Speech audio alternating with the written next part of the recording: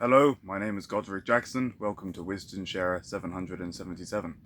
Today I am reading The Value of Others. This is The Value of Others Part 5, where we start off with the first half of Chapter 2. On this channel I read books, smoke cigars, and drink coffee. For now, at least, anyway. Today we have a miniature cigar,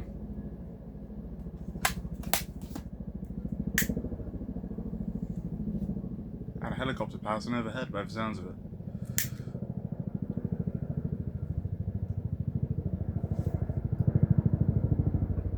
It's the army or some bullshit again.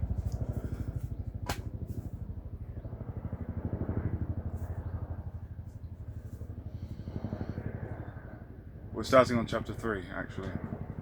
Chapter 3. Everyone has a value in the sexual marketplace. If relationships are the media in which value is transacted, and the sexual marketplace is the context within which sexual relationships are transacted, then this means that, whether they like it or not, everyone who exists within the sexual marketplace has a specific value at which they are trading in the hopes of entering into a sexual relationship and its attendant privileges. We can call this value sexual marketplace value or SMV. As we'll see, SMV has a great deal to do with the game of mating and dating. Many people are uncomfortable with the idea of SMV, at least when the concept is applied to themselves. However, I've never met someone who doesn't make use of the idea in his or her own selection process.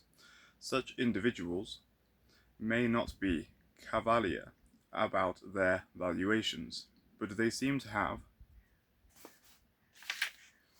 fewer qualms about applying the concept of SMV, sexual marketplace value, to potential suitors.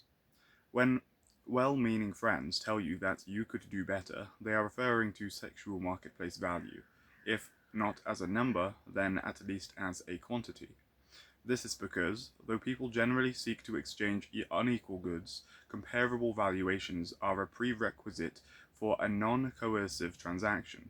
Remember, in practice, relationships are transacted when individuals exchange unequal goods of comparable value, and this mutual interdependence is fundamentally based on self-interest. Each party, in providing value to the other, tries to secure the best possible outcome for itself. As we'll see, in the sexual marketplace, this takes the form of an endlessly evolving suite of strategies that attempt to either increase one's own perceived value or, more nefariously, decrease the other's self-value.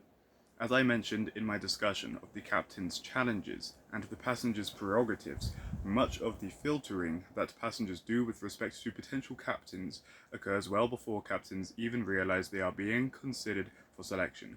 By the same token, captains can also see passengers as at some remove, and they can and do make decisions about who they are interested in inviting closer for an interaction. That said, captains typically can't see passengers as far away as passengers can see captains. The ships and crowds advertise the presence of a captain long before the individual comes into view.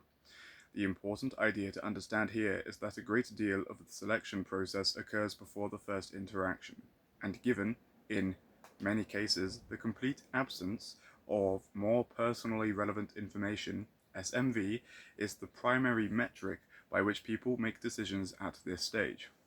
This makes sexual marketplace value, while not a determinant of sexual relationship opportunity, a powerful driver of marketplace optionality. So it's essential that we understand this concept clearly, especially since SMV is much more complicated than most people appreciate. Let's take a closer look. The cultural yardstick. In its most rudimentary form, individuals are assigned a sexual marketplace value on a linear scale from 0 to 10. This conceptualization gives rise to statements like, ooh, he's a 9, or she's a 5.2. As we'll see, this framework mystifies the reality of transacting sexual relationships. in practice, mostly due to the fact that it suggests that SMV is both subjective and inherent. It is neither. That said, SMV is both subjective and inherent. It is neither. That said, SMV isn't entirely subjective and intrinsic either. So what is it?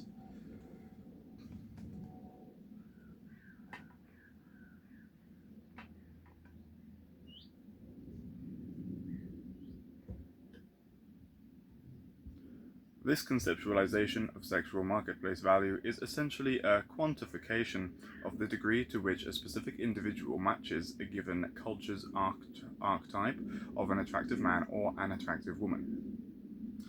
And this archetype is determined by both culturally specific and biologically constrained factors. In order to differentiate it from other forms of SMV that I discuss later in this chapter, I will refer to this conceptualization as normalized sexual marketplace value, or NSMV. I might say it again because when I first read the book, I could not remember what it stood for. I was like, SMV, that's enough. There's no need to add another 2, because yes, there's another one as well as this one. So let's repeat it. I will refer to this conceptualization as normalized sexual marketplace value, or NSMV. Take notes. Even the most cursory examination of beauty standards reveals these standards are not only involved in a process of continual evolution, but also fluctuate significantly across time and place. The most attractive woman in a Bantu village probably wouldn't enjoy the privileges associated with that perception if she were dropped in the middle of Tokyo, and vice versa. This is because beauty is, at least partly, presentation, and presentation is communicative. It attempts to transmit a message. Like any other message, it will be understood to the extent that the receiver is fluent in the language of its transmission. As a result, it's difficult to pin down exactly what constitutes an ideal standard of beauty.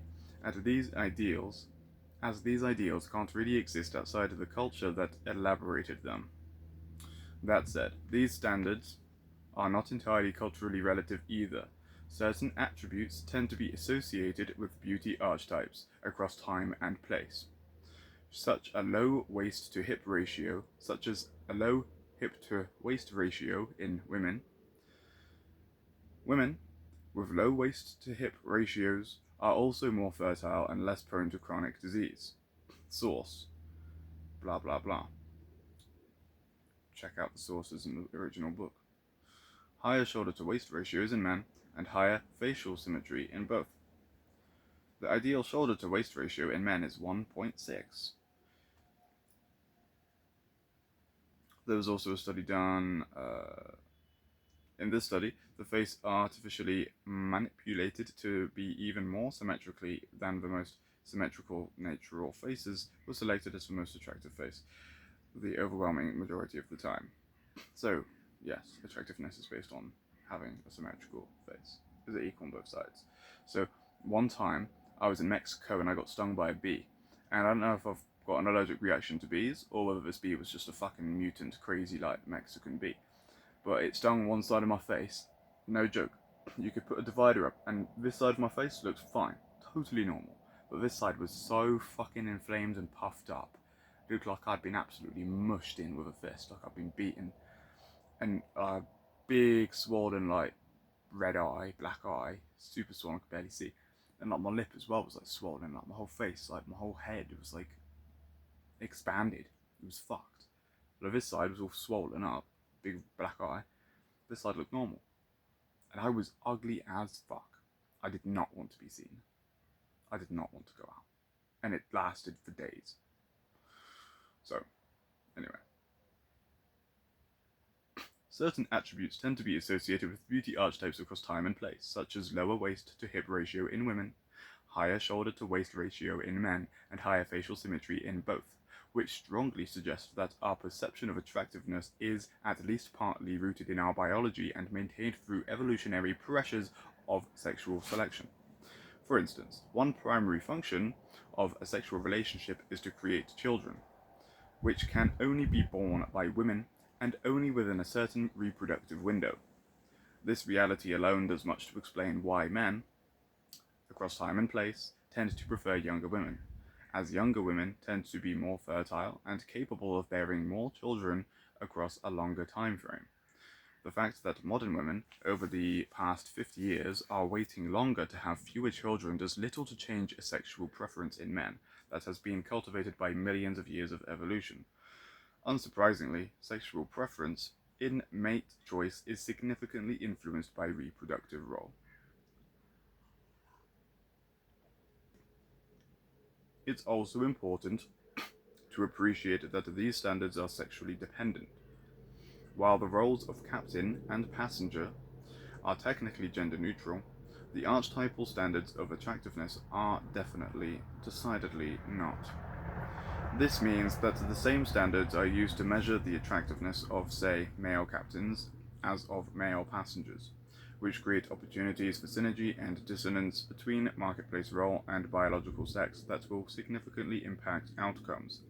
These role-independent standards of attractiveness are largely responsible for the fact that male passengers and female captains don't fare as well in the sexual marketplace as do male captains and female passengers. To my knowledge, no society has used the same standard to measure a man's attractiveness and a woman's attractiveness.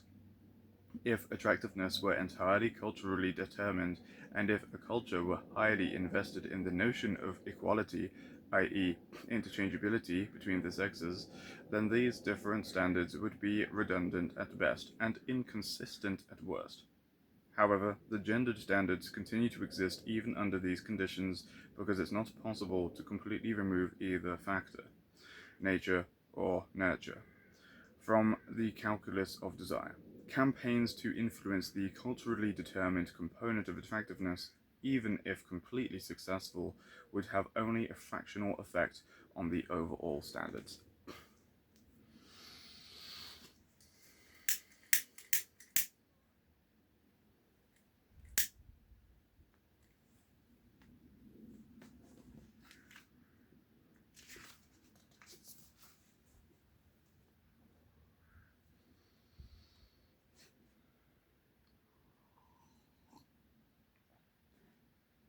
So, what exactly are the modern standards of attractiveness?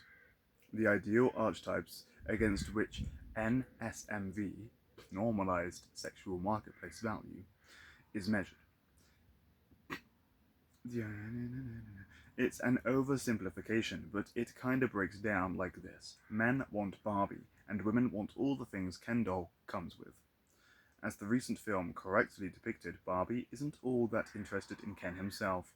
All other things being equal, the closer a given individual approximates the attractiveness ideal for his or her sex, the higher his or her normalized, sexualized marketplace value will be.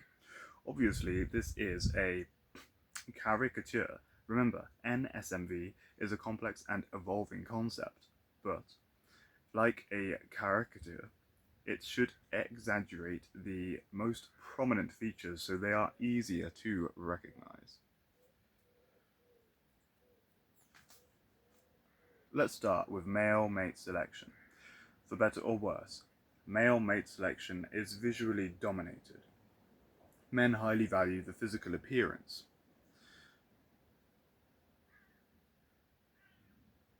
Men highly value the physical appearance, the shape and structure of a woman's face and body, the doll. This is why many women are displeased with physical compliments from men and attempt to redirect attention to a cultivated aspect of their interior selves. They are uncomfortable with the objectification that exists at the heart of male attraction, taken to its extreme. Male attraction cares nothing for a woman's career, intelligence, interests, or personality. It is entirely concerned with the woman's body and what that body can do for him, i.e., sexual pleasure and reproduction. To many men, the woman herself is irrelevant at best and obstructive at worst. We know this is true by considering the type of men that women find most distasteful in the sexual marketplace: players. I'm not here using this word in the general sense of those who participate in a game. Within this understanding, Both men and women are players in the game of mating and dating. Rather, in the context of this particular discussion, I'm using player in the pejorative sense to mean a man who is only interested in a woman for sex. He doesn't provide protection or provision, let alone commitment or long-term partnership, and may be completely indifferent to the woman as a person. He may not even plan to date a date, preferring instead to simply cut to the chase. And this is distasteful to women not only because, under such an arrangement, they are treated almost exclusively as sexual objects, but also, and more to the point, because they receive little by way of compensatory value in the transaction. Women don't like players because the latter are fundamentally hustlers. They succeed in transacting something for nothing. This causes women to feel cheated by the exchange, even though they were, in most cases, enthusiastic and consenting participants. On the other hand, female mate selection is much more complex. It's not that women are insensitive to physical appearances. After all, Ken is a handsome doll in his right, but rather they do not afford physical attributes the same primacy as men do. What seems to be most important to women, broadly defined, is lifestyle, all the things Ken doll comes with. To a large extent, the male doll is a cipher, interchangeable and unremarkable. It assumes its value by virtue of its context, its accessories, possessions, and surroundings. This is why Ken comes in an infinite variety of flavors, each associated with a specific fantasy. There's Malibu Beach Ken with dream house and surfboard, and veterinarian Ken with stethoscope and puppy, and cowboy Ken with Stetson and quarter horse, and bridegroom Ken with tuxedo and wedding rings. When a woman is engaged in selecting a man for a long-term partnership, she isn't looking so much at the man himself as at everything the man is surrounded by. She uses the man's circumstances as a proxy for the kind of life that might be in store for her should she succeed in securing that relationship.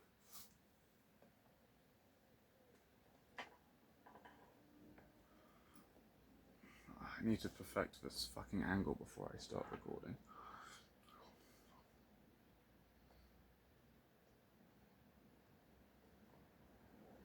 I got the phone stand I was on about, guys, so yeah, it's a win, I guess. Maybe it's me that's in the wrong position. Fuck knows.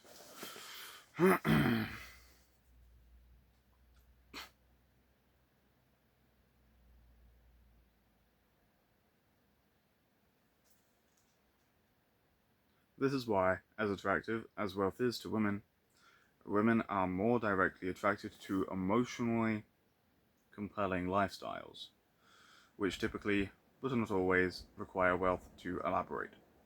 And this is how even physically unattractive men secure relationships with beautiful women. They provide access to a lifestyle that the women could never hope to create for themselves.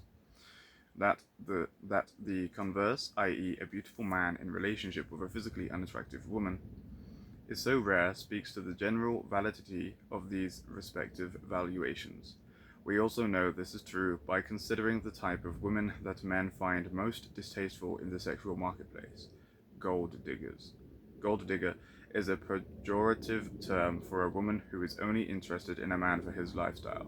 She provides only as much sexual access as is required to keep the man from leaving, and she indicates with her behavior that the relationship is contingent on the provision of resources, and this is distasteful to men, not only because, under such an arrangement, they are treated almost exclusively as financial objects, but also, and more to the point, because they receive little by way of compensatory value in the transaction. Men don't like gold diggers because the latter are fundamentally hustlers. They succeed in transacting something for nothing. This causes men to feel cheated by the exchange, even though they were, in most cases, enthusiastic and consenting participants. Players and gold diggers are gendered expressions of exploitation in the sexual marketplace, and these expressions, as caricatures, reveal gendered differences in normalized sexual marketplace value. Women complain that players want sex and nothing else, Men complain that gold diggers want everything else and not sex, at least not sex with them. Though it is theoretically just as possible, it's revealing that the converse is almost never encountered in the real world. For instance, I've never heard a woman complain that, even after paying all his bills and buying him a car and providing entirely for his comfort and lifestyle, a man still won't sleep with her. And I've never heard a man complain that a woman only seems to be interested in him for sex. So there must be some truth to this caricature, namely, in the sexual marketplace, women are primarily valued for what they can provide physically, i.e., sexual pleasure and reproductive fertility, and men are primarily valued for what they provide materially, i.e., lifestyle and resources. It is what it is. These differing standards of valuation are reflected in the gendered application of normalized sexual marketplace value. The more a given woman approximates the physical standards of, say, a beauty pageant contestant or a sexy lingerie model, the higher her NSMV. And the more a given man approximates the material standard of, say, a movie star or a wealthy noble, the higher his NSMV. As we'll see, this isn't necessarily what I've given individual finds most attractive.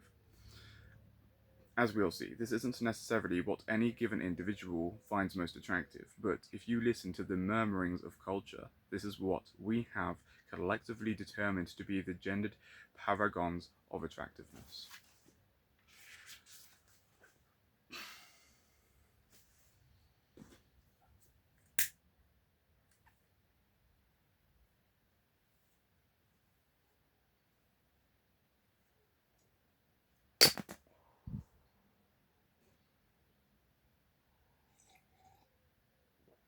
Isn't that cool, Mug?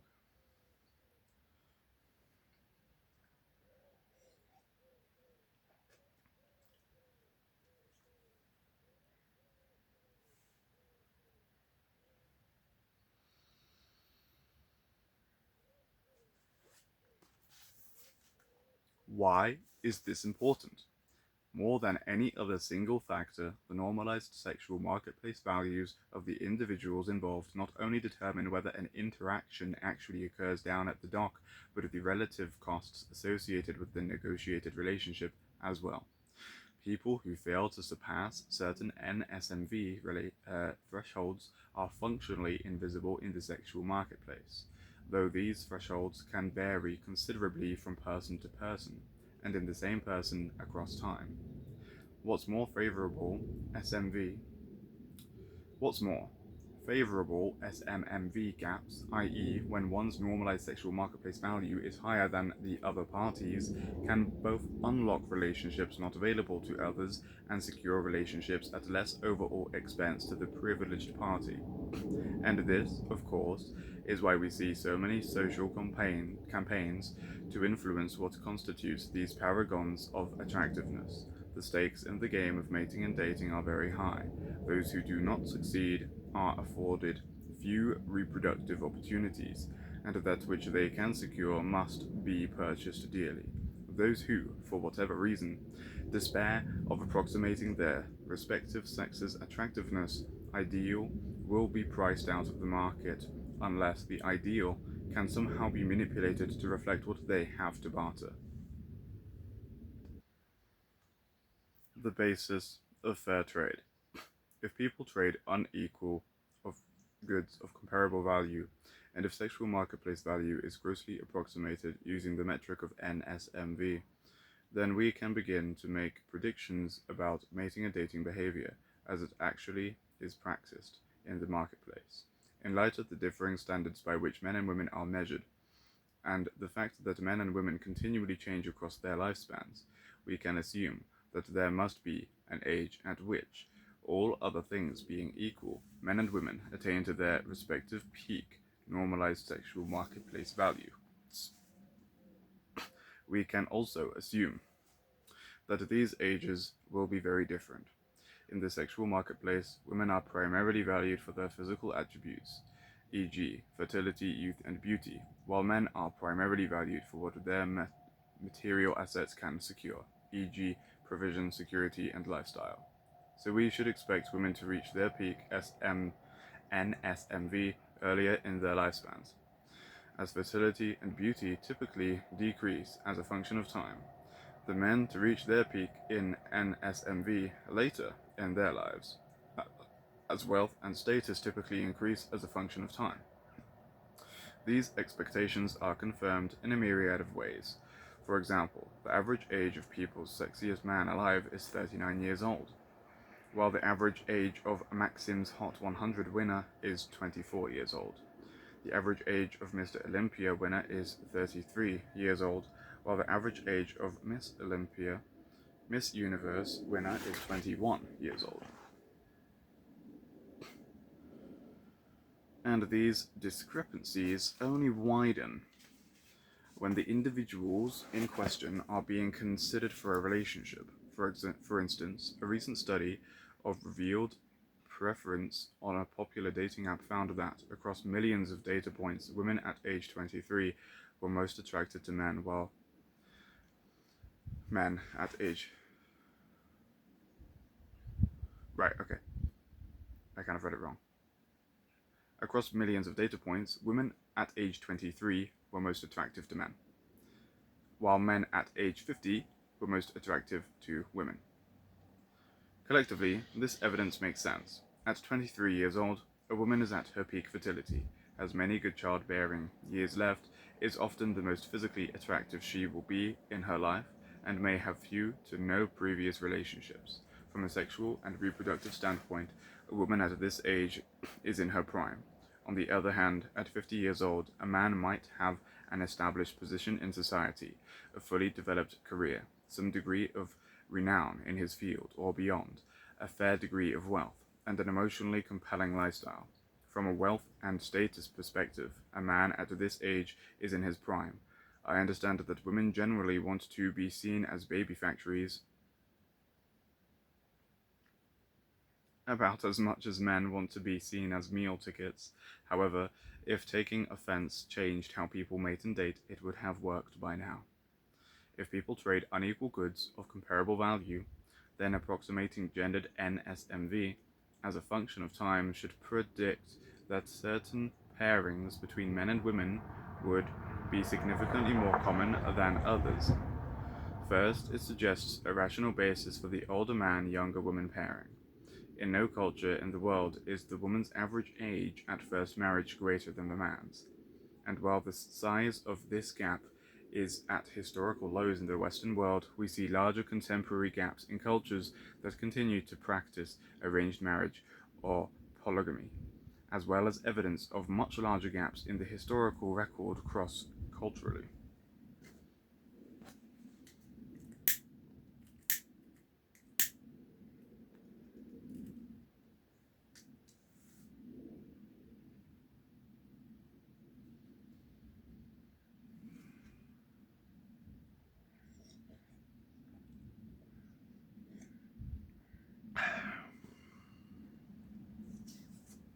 And this makes sense. If men exchange their resources for women's sexual opportunities, the more resources a man can offer, the more desirable the sexual opportunity he can typically attract, and vice versa. This not only aligns with an evolutionary perspective in which more resources and higher fertility would predict the survival of more viable offspring, but also with an economic perspective in which exchange occurs at comparable valuation in the context of competitive self-interest, and this tendency becomes increasingly exaggerated as we approach the highest levels of society. The average age gaps in celebrity pairings, for instance, are much higher than those in couplings at the population level.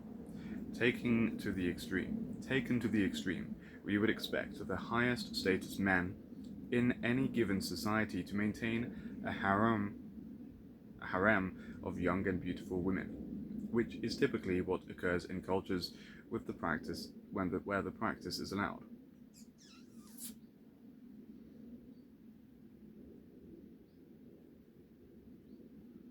Differences in gendered normalized sexual marketplace value also predict that younger man, older woman pairings are likely. provided that the man is under 30 and the woman is under 40 when they first initiated the relationship. Nothing is inherently wrong with men in their early 20s, it's just that women generally don't seem to want them.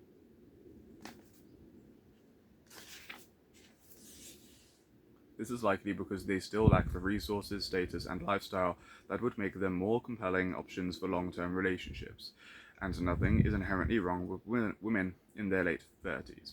It's just that men generally don't seem to want them, and this is likely because declines in their fertility and attractiveness have rendered them less appealing options for long-term relationships. However, their respective discounts mean that they trade at parity in the sexual marketplace. This is also why pairings of men in their 20s and women in their 30s are more common than, say, pairings of men in their 40s and women in their 50s. Even though the absolute age gap remains the same, the average man's NSMV will have increased and the average woman's NSMV will have decreased across that time period, rendering the underlying value proposition more imbalanced. All other things being equal, a relationship becomes increasingly unlikely as the perceived value of the goods proposed for transaction become incomparable. As we've seen, normalized sexual marketplace value, the degree to which a given individual conforms with the culturally influenced and biologically determined attractiveness ideal for his or her sex, explains a good deal about who interacts with whom down at the docks. However, this is not the whole story, and that's because people enter into relationships with specific individuals, not with statistical abstractions. Predictions of mating and dating behavior based on NSMV are kind of like predictions of particle flow based on the laws of aerodynamics. Given their statistical nature, such predictions can forecast very accurately than, say, half the particles will flow over and half will flow under an ideal airfoil.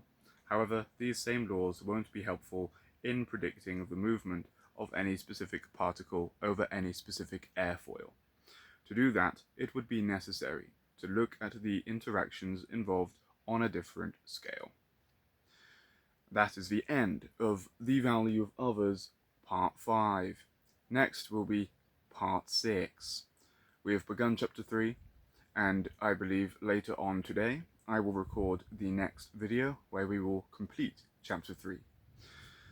But to keep the listener engaged, I'm going to keep them shorter, so I'm going to split the chapters into twos, keeping videos between, around about half hour to 45 minutes. I hope you enjoyed. Like, comment, and subscribe. Stay tuned as we continue this book and learn about the understanding of economic models of relationships to get and keep what you want in the sexual marketplace. Check out Orion Taraban. He's got a good YouTube channel, Psychax, where he goes deeper into various ideas on dating and relationships, and also, men's self-improvement and good stuff.